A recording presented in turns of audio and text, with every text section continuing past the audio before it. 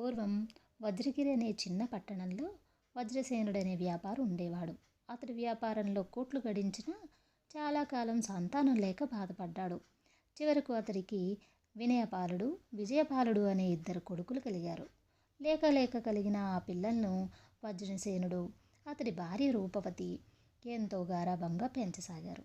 బాల్యం నుంచి విజయపాలుడు అన్నం తినడం దగ్గర నుంచి ప్రతిదీ తనే స్వయంగా చేయాలనే పట్టుదల చూపేవాడు. ఇందుకు భిన్నంగా వినయపాలుడు ప్రతి చిన్న పనికి తల్లి మీద, దాసీల మీద ఆధారపడుతూ ఉండేవాడు. ఈ తేడా గమనించిన రూపవతి తన చిన్న కొడుకుకు విజయపాలుడు తనకు దూరమైపోతున్నట్టే బాధపడేది. కానీ భార్య ద్వారా సంగతి తెలుసుకున్న వజ్రసేనుడు పిల్లవాడికి మాత్రం అటువంటి స్వాతంత్రపు నడవడిక మంచిదే, వాడి ఇష్టప్రకారమే జరగని అనేవాడు.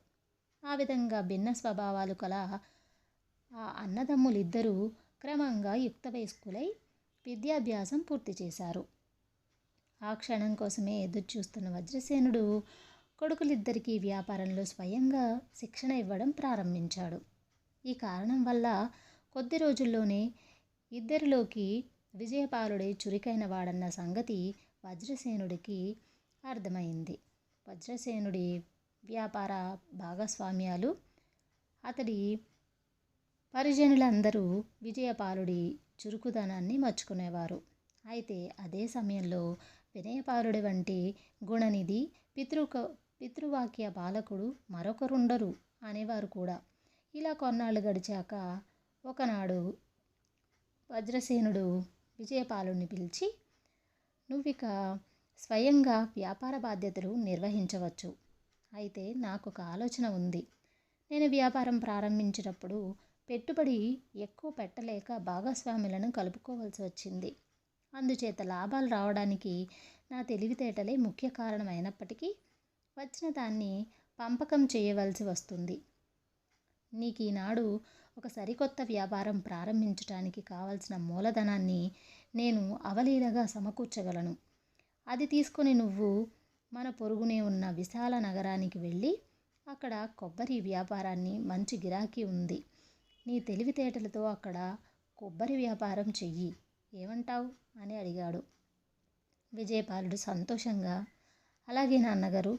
ఈ జవాబుకు వజ్రసేనుడు తృప్తిపడి, అయితే మరొక ముఖ్యమైన సంగతి, నా భాగస్వామి వరుణదత్తుడు తన కుమార్తెలు మాళవిక, మృణాలికలను నీకు వినయపాలుడికి ఇస్తామని కబురు చేశారు.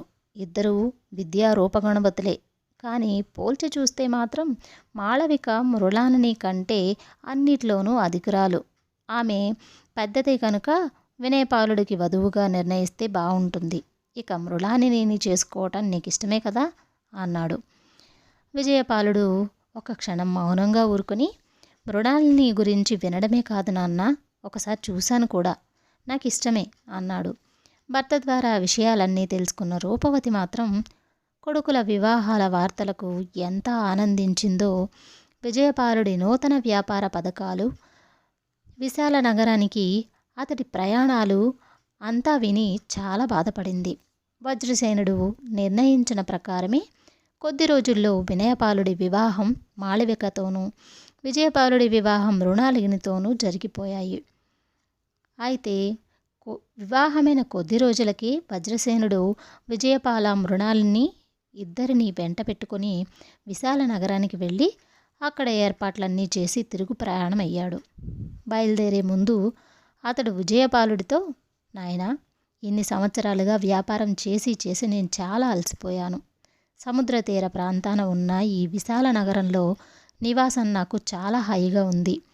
మీ అమ్మతో పాటు కొన్నాళ్ళు ఇక్కడే విశ్రాంతి తీసుకుందామని అనుకుంటున్నాను, ఏమంటావు అని అన్నాడు. తండ్రి మాటలకు విజయపాలుడు చిన్నగా నవ్వి, నన్ను విశాల నగరంలో వ్యాపారానికి ప్రోత్సహించిన నాడే ఏదో ఒకనాడు మీరు ఇలా అడగబోతారని ఊహించాను నాన్న. ఇది మీ ఇల్లు. మీ ఇంట్లో మీరు విశ్రాంతి తీసుకోవడానికి ఒకరిని అడగవలసిన పని లేదు. ఎదుగుతున్న బిడ్డ అన్ని పనులు స్వతంత్రంగా చేసుకోవడానికి సహకరించటం తల్లిదండ్రులకు ఎంత బాధ్యతో, వయసు మళ్ళీపోతున్న తల్లిదండ్రులకు విశ్రాంతినిచ్చి వారికి అన్ని పనులు చేసి పెట్టడం, సేవ చేయడం పిల్లలకు అంతే బాధ్యత అన్నాడు. ఈ జవాబుకు వజ్రసేనుడు చాలా ఆనందించి వజ్రగిరికి తిరిగి వచ్చిన తర్వాత భార్యకు మాత్రం జరిగిందంతా చెప్పాడు. అంతా విని రూపవతి అయిష్టంగా తల ఊపి, నిజంగా మీరు అలసిపోయి విశ్రాంతి తీసుకుందామనుకుంటున్నారా అని ప్రశ్నించింది. వజ్రసేనుడు నవ్వి, అది అబద్ధమనా నీ అనుమానం అని ఎదురు ప్రశ్నించాడు. దానికి రూపవతి, అనే అనిపిస్తుంది. విజయపాలుడికి వ్యాపారంలో కానీ ఇతరత్రా కానీ మీ సహాయ సహకారాలు అవసరం లేదు. కానీ వినయుడు మాత్రం మీరు లేనిదే ఒక్క నిమిషం కూడా ఉండలేడు. ఇన్నాళ్లుగా మీరు లేనందువల్ల వ్యాపారంలో కొంత నష్టం వచ్చిందని బాధపడుతున్నాడు. తల్లిదండ్రులుగా బలహీనుడైన వినయుణ్ణి అంటిపెట్టుకొని ఉండటమే మన కర్తవ్యం.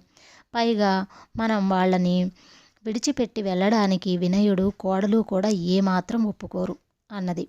భార్య మాటలు విన్న వజ్రసేనుడు, పోని ఒక పని చెయ్యి, మనం కొన్నాళ్ల పాటు విజయుడి దగ్గర ఉండటానికి వెళ్ళబోతున్నట్టు కోడలికి చెప్పి చూడు.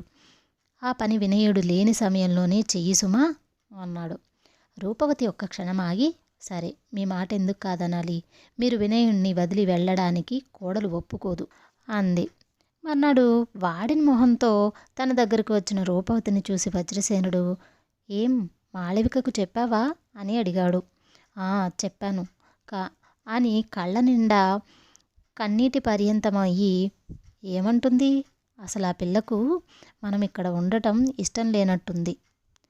ముందు మాట్లాడలేదు, తర్వాత మంచిదే అత్తయ్య, ఈయన ఎలాంటి వారో విజయుడు కూడా అలాంటి కొడుకే కదా మీకు అని తప్పించుకుంది అన్నది రూపవతి. అయితే ఇక ప్రయాణానికి నీకేమీ అభ్యంతరం లేనట్టేనా అని అడిగాడు వజ్రసేనుడు. బావుంది, వినయుడు ఒప్పుకోవద్దు అన్నది రూపవతి. వాణ్ణి ఒప్పిస్తాను, నేటికి 10వ రోజునే మన ప్రయాణం అన్నాడు వజ్రసేనుడు. ఆ మర్నాడు వజ్రసేనుడు వినయుడితో తన ప్రయాణం గురించి చెప్పి, నేను ఖచ్చితంగా ఇన్నాళ్ల తర్వాత తిరిగి వస్తానని చెప్పలేను. ఇక్కడి వ్యాపార వ్యవహారాలన్నీ పూర్తిగా నీకే అప్పచెపుతున్నాను. అవసరమైతే మీ మామగారు వరుణదత్తుని సలహా తీసుకో. ఒక విషయం గుర్తుంచుకో, వ్యాపారి అయినా వాడెప్పుడు స్వతంత్రంగా స్వయం నిర్ణయాలు తీసుకోగలిగి ఉండాలి.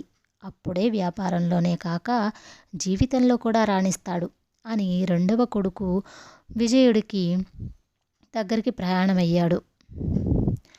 విశాల నగరం చేరిన వజ్రసేనుడికి వజ్రగిరి వార్తలు ఎప్పటికప్పుడు తెలుస్తూనే ఉన్నాయి. 2 నెలలు గడిచేసరికి వినయపాలుడు కూడా మంచి వ్యాపార దక్షత సంపాదించాడని తెలుసుకున్నాడు. అతడి యాజమాన్యంలో వజ్రసేనుడి హయాంలో కూడా రానన్ని లాభాలు వస్తున్నాయని వార్తలు రాసాగాయి. వినయుడిలో వచ్చిన మార్పుకు చాలా సంతోషించి వజ్రసేనుడు ఒకనాడు విజయుణ్ణి, నాయనా, కొన్నాళ్ల క్రితం నేను మీ అమ్మతో కలిసి ఇక్కడికి వస్తానన్నప్పుడు ఆ సంగతి ముందుగానే ఊహించానన్నావు. ఇప్పుడు నీ అన్న మంచి వ్యాపార దక్షకుడయ్యాడని తెలుసుకున్నాక నేను ఏమని అడగబోతున్నానో ఊహించగలవా అని ప్రశ్నించాడు. ఊహించగలగడం ఏమిటి నాన్న, ఎప్పుడూ ఊహించాను. ఇక్కడ వ్యాపారం అంతా ఎత్తికట్టి తిరిగి మనమంతా మన స్వస్థలం వజ్రగిరి వెళ్ళబోతున్నాం అన్నాడు విజయపాలుడు. దాపులో ఉండి ఈ సంభాషణ విన్న రూపవతి ఎక్కడా లేని ఆశ్చర్యంతో భర్తను వజ్రగిరికి తిరుగు ప్రయాణం, సరే, ఇక్కడి వ్యాపారం అంతా ఎత్తికెళ్ళడం ఎందుకు, అసలు మీరు వజ్రగిరి వదిలి ఇక్కడికి ఎందుకు వచ్చినట్టు, ఇక్కడ కొత్త వ్యాపారం దేనికి ప్రారంభించినట్టు అంటూ ప్రశ్నల వర్షం కురిపించింది. దానికి వజ్రసేనుడు, నీ ప్రశ్నలకు జవాబిచ్చే తీరుబాటు నాకిప్పుడు లేదు. మనం వజ్రగిరి చేరాక కావాలంటే మరికొన్ని ప్రశ్నలు కూడా కలిపి అడుగు, జవాబు చెబుతాను అన్నాడు. అందరూ తిరిగి వజ్రగిరి వచ్చారు. ఆ తర్వాత రూపమతి ఒకనాడు భర్తను తాను అడగదలిచిన ప్రశ్నలన్నిటినీ అడిగింది. అప్పుడు వజ్రసేనుడు ఆమెతో, నీ కలిగిన అనుమానాలను దాచుకోకుండా అడగటం మేలే అయింది. లేకపోతే కొడుకుల మధ్య నేనేదో పక్షపాతం చూపుతున్నానన్న బాధ నీకు మిగిలిపోయేది కదా. వినయపాలుడిలో వ్యాపార విషయాల గురించి సొంత నిర్ణయాలు చేసే గుణం లోపించింది. ఇతరుల మీద ఆధారపడే ఈ లక్షణాన్ని వాడిలో బాల్యం నుంచి నేను గమనిస్తూనే ఉన్నాను. అందుకే అక్క చెల్లెలో తెలివి వంతురాలైన మాళవికను వాడికి భార్యగా చేశాను అని ఇంకా ఏదో చెప్పబోతుండగా రూపవతి అయిష్టంగా తలాడించింది. ఇది గమనించిన వజ్రసేనుడు ఆమెను, నీకేదో కొత్త అనుమానం కలిగినట్టుందే, ఏంటది అని అడిగాడు. మీరు అన్నట్టు మాళవిక అంత తెలివిగలదైతే వినయుడికి తగిన సలహాలిచ్చి సాయపడవచ్చు కదా, మరి అలా ఎందుకు జరగలేదు అన్నది రూపమతి. అందుకు కారణం చెబుతాను విను అంటూ వజ్రసేనుడు ఒక్క క్షణం ఆగి, నేను ఇక్కడుండగా తన సలహాలు వాడు పాటించడని మాళవిక గ్రహించింది. అందుకే మనం విశాల నగరం వెళుతున్నామని అనగానే సరే కాదు అనకుండా ముభావంగా జవాబు చెప్పింది. అయితే సూక్ష్మగ్రాహి అయిన విజయుడు మాత్రం ముందే నా పథకం అంతా ఊహించగలిగాడు. ఏది ఏమైతేనేం వినయుడు మనం ఇక్కడ లేని కాలంలో స్వతంత్రంగా ఆలోచించి వ్యాపార సమస్యను పరిష్కరించుకోగలిగిన దక్షత సంపాదించాడు. నా నిర్ణయం ఫలించింది. ఇది జరిగాక విజయుడు ఎక్కడో విశాల నగరంలో ఉండవలసిన అవసరం లేదు కదా. ఇక్కడే అన్నదమ్ములిద్దరూ ఒకరికొకరు తోడుగా ఉంటూ వ్యాపారాన్ని సమర్థవంతంగా నడిపించుకోగలరు అన్నాడు. ఇది విని రూపమతి ఎక్కడా లేని ఆశ్చర్యంతో, మాట మాత్రానికైనా చెప్పారు కాదు, నాతో చెప్పకుండా ఎంత పెద్ద ఆలోచన చేశారండి అంటూ భర్తను మెచ్చుకుంది. కథ సమాప్తం. తర్వాతి కథ నీ మీద ఒట్టు. ఆలంబుడనే వాడికి అబద్ధాలు చెప్పటం బాగా అలవాటు. అందరూ వాడి మాటలు నమ్మడం మానేసేసరికి ఒట్లు వేయడం ప్రారంభించాడు. ఆ ఊళ్ళో చాలామందికి ఒట్లు హాని చేస్తాయనే నమ్మకం ఉండేది. ఒక రోజున ఆలంబుడు పొరుగింటికి వెళ్తే అవ్వ ఒకటి మనవడికి కథ చెబుతూ, ఆ రామనాథం ఉత్త నీతి బీరకాయ అన్నది. మనవడు నేతి బీరకాయ అంటే ఏమిటని అడిగాడు. నేతి బీరకాయలో నెయ్యి ఉండనట్లే రామనాథంలో రాముడి లక్షణాలేం లేవని అవ్వ వివరించింది. అప్పుడు ఆలంబుడు కలుగు చేసుకొని, అవ్వ, నిన్ననే మా ఇంట్లో నెయ్యి అయిపోయింది. నేను పెరట్లో 4 నేతి బీరకాయలు కోసి తెచ్చి పిండి గిన్నెడు నెయ్యి చేశాను. నువ్వేమో నేతి బీరకాయలు నెయ్యి లేదంటావేం అన్నాడు. నీ బుద్ధే అంత, అన్నీ అబద్ధాలు, లేకపోతే నేతి బీరకాయలు నెయ్యి ఏమిటి అన్నది అవ్వ. లేదవ్వా, నీ మీద ఒట్టు, నేను నిజం చెప్పాను అని వెళ్ళిపోయాడు ఆలంబుడు. ఆ రాత్రి అవ్వకు జ్వరం వచ్చింది. కలవరిస్తూ ఆలంబుడు అబద్ధం చెప్పి నా మీద ఒట్టు వేశాడు, అందుకే నాకు ఈ జ్వరం వచ్చింది అన్నది. మర్నాడు అవ్వ పెద్ద కొడుకు రమణయ్య ఆలంబుడి ఇంటికి వెళ్ళాడు. ఆలంబుడి ఇంట్లో లేడు, కానీ ఆ ఇంటి అరుగు మీద మరొక 3 ఆలంబుడి కోసం ఎదురు చూస్తున్నారు. అందులో ఒకడి పేరు సోము. వాడు ఆలంబుడి ఈడువాడే. ఒక రోజున సోముతో తెల్లకాకులు ఉండవని పందెం కట్టాడు. సోము ఉన్నాయన్నాడట. అలా ఉంటే వాటిని తానే ముందు పట్టుకుంటానన్నాడు ఆలంబుడు. ఎవరు ముందు తెల్లకాకిని పట్టి తెస్తే వారికి రెండో వాడు 100 వరహాలు ఇవ్వాలని పందెమట. సోముకు 2 రోజుల క్రితం పెరట్లో చెట్టు కింద కాకి పిల్ల ఒకటి కనిపించింది. దాన్ని చూసి వాడి తాత, ఇది తెల్లగా ఉంది అంటే పుట్టుక లోపం ఉంది, బహుశా ఎంతో కాలం బ్రతకదు అన్నాడు. ఏమైతేనేం, ఇది నాకు 100 వరహాలు సంపాదించి పెడుతుంది అంటూ సోము దాన్ని అరిచేత ఉంచుకొని ఆలంబుడి వద్దకు వెళ్ళి విషయం చెప్పాడు. ఆలంబుడు నవ్వి, నీకంటే ముందే నేను తెల్లకాకుల్ని చూశాను. మన ఊళ్ళోవన్నీ తెల్లకాకులే. అన్నిటినీ నేను నల్లరంగు వేశాను. ఇదొక్కటే నాకు దొరకకుండా తప్పించుకుంది. దీనికి రంగు వేస్తా, ఇలా ఇవ్వు అన్నాడు. సోము చిరాకుపడి, ముందు నాకు 100 వరహాలు ఇవ్వు అన్నాడు. దానికి ఆలంబుడు, నీకంటే ముందు బోలెడు తెల్లకాకుల్ని చూసి కూడా నేను నిన్ను డబ్బడిగానా అన్నాడు. అన్నీ అబద్ధాలు అన్నాడు సోముడు. అబద్ధాలు కాదురా, నీ మీద ఒట్టు అన్నాడు ఆలంబుడు. సోము తిట్టుకుంటూ వెళ్ళి ఒకచోట ఊబిలో కూరుకుపోయాడు. ఎవరో చూసి సమయానికి రక్షించి ఉండకపోతే వాడికి ఆ రోజుతో భూమి మీద నూకలు చెల్లేవే. తన మీద అబద్ధపు ఒట్లు వేసినందుకు సంజాయిషి అడగడానికి వచ్చాడు వాడిప్పుడు. అరుగు మీద రెండో మనిషి పేరు కాముడు. వాడు పేరింటమ్మ గుడి దగ్గర ఉండే సీతను పెళ్లి చేసుకోవాలనుకుంటున్నాడు. ఆ విషయం ఆలంబుడికి చెబితే, అరే దానికి చట్టి ముక్కు కదా, ఏం బాగుంటుంది అన్నాడు. చట్టి ముక్కే నాకు ఇష్టం అన్నాడు కాముడు. ఇది జరిగాక ఆలంబుడు సీత వద్దకు వెళ్ళి, నేను చెప్పానని చెప్పకు, కాముడు నీది చట్టి ముక్కని అందరి దగ్గర వేళాకోళం చేస్తున్నాడు. మీ నాన్న వద్ద బాగా డబ్బుంది కానీ కదా అని, కానీ లేకుంటే నువ్వంటే వాడికి ఇష్టమే లేదు అని చెప్పాడు. సీతకు కోపం వచ్చి కాముడితో మాట్లాడటం మానేసింది. సీత తండ్రి ద్వారా విషయం తెలుసుకుని కాముడు ఆలంబుడి వద్దకు వెళ్ళి, నువ్వే దానికి విషం నూరిపోసావు, మళ్ళీ నువ్వే దానికి మంచి మాటలు చెప్పు అన్నాడు. ఇందుకు ఆలంబుడు, నాకేం తెలియదు, నీ మీద ఒట్టు అన్నాడు. ఆ తర్వాత కాసేపటికి కాముడికి వడదెబ్బ తగిలి స్పృహ తప్పి పడిపోయాడు. సీత వాడికి సపర్యలు చేసింది. స్పృహ వచ్చాక సీతకు అసలు విషయం చెప్పాడు కాముడు. ఇద్దరి మధ్య అపార్థాలు తొలగిపోయాయి. ఈరోజు కాముడు ఆలంబుణ్ణి సంజాయిషి అడగాలని వచ్చాడు. ఆ ఇంటి అరుగు మీద ఉన్న మూడో మనిషి గణపతి. ఆయనకు పెద్ద మామిడి తోట ఉంది. ఆ తోటలో నుంచి దొంగ ఒకనాడు దాదాపు 100 మామిడికాయలు దొంగలించటం ఆలంబుడు చూశాడట. ఆ దొంగ పేరు దీపయ్య అని వాడు చెప్పాడు. ఈ దీపయ్య పేద రైతు, నిజాయితీపరుడు. కానీ గణపతి తోటలో కాయలు పోయాయి, దీపయ్య ఇంట్లో ఉన్నాయి. అందుకని గణపతి వాడి నుంచి కాయలు లాక్కొని బాగా దేహశుద్ధి చేయించి పంపాడు.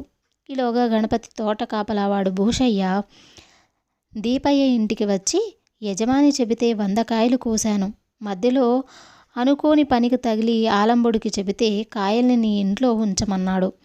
ఆ సమయంలో నీ ఇంట్లో ఎవరూ లేరు, తలుపు తెరిచే ఉన్నాయి. కాయల్ని నీ ఇంట్లో పెట్టి ఆలంబుడితో ఆ సంగతి చెప్పమన్నాను. జరిగింది ఇదైతే నువ్వు అనవసరంగా దెబ్బలు తిన్నావేంటి అన్నాడు బాధగా. వెంటనే దీపయ్య, భూషయ్య గణపతి వద్దకు వెళ్ళారు. ఆయన ఆలంబుడికి కబురు పెట్టాడు. వాడు వచ్చి గణపతితో, నీకేం పాత పగలుండి దీపయ్యను కొట్టావా? నేను దీపయ్య దొంగ అని చెప్పలేదు, నీ మీద ఒట్టు అన్నాడు. ఆ సాయంత్రం గణపతి స్నానానికి వెళ్ళి కాలువలో సుడిగుండంలో చిక్కుకొని చావు తప్పించుకొని కన్ను లొట్టబోయినట్టు ఒడ్డును చేరాడు. ఇప్పుడు గణపతి ఆలంబుణ్ణి అబద్ధపు ఒట్టు వేసినందుకు సంజాయిషి అడగాలని వచ్చాడు. రమణయ్యతో కలిసి మొత్తం 4 అక్కడ ఆలంబుడి కోసం ఎదురు చూస్తున్నారు. ఎంతకు ఆలంబుడి జాడలేదే. అప్పుడు రమణయ్య మిగతా వాళ్లతో, వాడిక రాడు, మనం గ్రామాధికారికి ఫిర్యాదు చేద్దాం పదండి. సరేనని 4 కలిసి గ్రామాధికారి వద్దకు వెళ్ళారు. ఆ సమయానికి అక్కడ ఆ దేశపు రాజు మంత్రితో సహా వచ్చి కూర్చున్నాడు. గ్రామ పరిపాలన ఎలా సాగుతుంది ఏంటి అని వాళ్ళు గ్రామాధికారిని అడిగి తెలుసుకుంటున్నారు. ఇంతలో అక్కడికి రమణయ్య బృందం వచ్చి చేరారు. రాజు వాళ్ళ గోడు విని, వాడు అబద్ధాలు ఆడతాడని తెలిసి వాడిని ఎందుకు దగ్గరకు రానిస్తారు, వాడి మాటలు ఎందుకు నమ్ముతారు అని ప్రశ్నించాడు.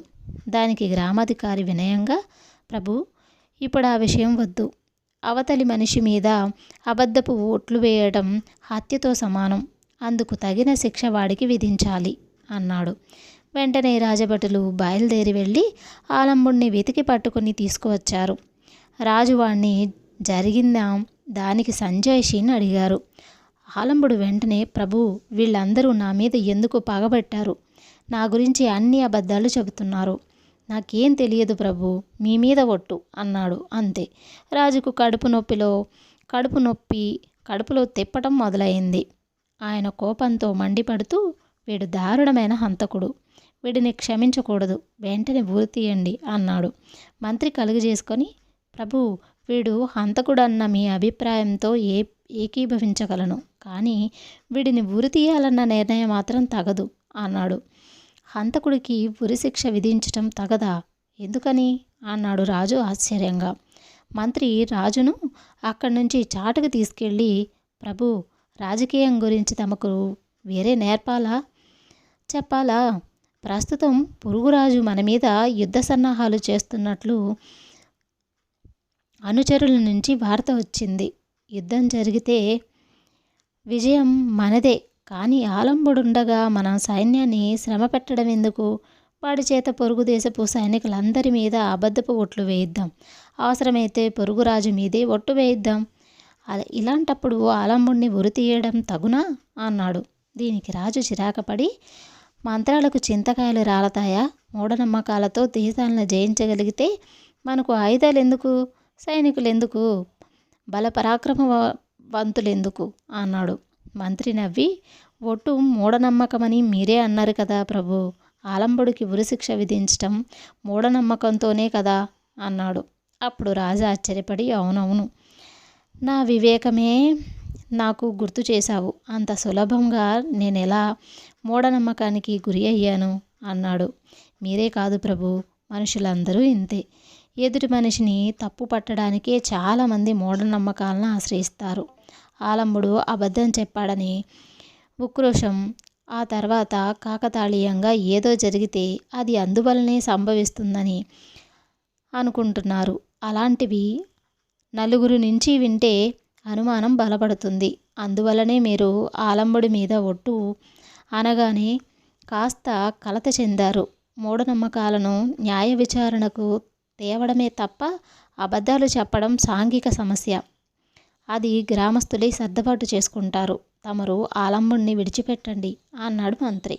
రాజు సరేనని అక్కడ చేరిన వారందరికీ మంత్రి అభిప్రాయం చెప్పి ఆలంబుడితో, ఒరే, నిన్ను విడిచిపెడుతున్నాను కదా అని రెచ్చిపోవద్దు, విచ్చలవిడిగా అబద్ధపు ఒట్లు వేయకు, బుద్ధిగా ఉండు అన్నాడు. ఆలంబుడు రాజు పాదాలకు మొక్కి, మీ మీద ఒట్టు ప్రభు, ఇక మీదట మీరు చెప్పినట్లే నడుచుకుంటాను అని వెళ్ళిపోయాడు. రాజుకు మూఢనమ్మకం పోయిందో ఆలంబుడి అబద్ధపు ఒట్టు కాదో కానీ వాడు ఆ ఒట్టు వేసిన అప్పుడు ఆ తర్వాత కూడా ఆయనకి ఏమీ హాని కలగలేదు. కథ